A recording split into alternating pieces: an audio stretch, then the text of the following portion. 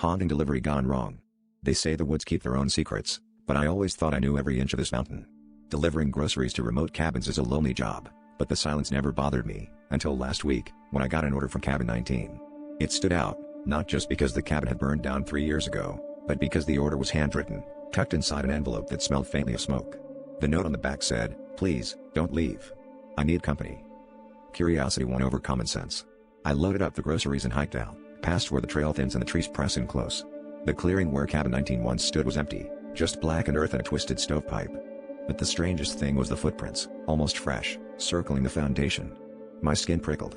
I set the groceries down anyway, and that's when I noticed the note was missing from my pocket. In its place was a scrap of charred paper with my name, written in the same shaky handwriting.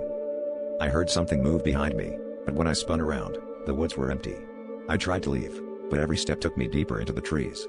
My phone screen flickered, then died, and the map app kept rerouting me in circles. The shadows started to shift, and I caught glimpses, figures watching just out of sight, their faces blurred by smoke.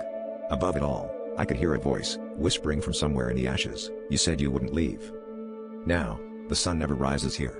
The trail loops endlessly, and the woods are thick with the smell of burning. When I sleep, I dream of Cabin 19, rebuilt and full of strangers who look just like me, tired, hungry, and desperate for company. If you ever get a delivery request from a place you know shouldn't exist, turn back. Some cabins are meant to stay empty, and some promises you can't ever break.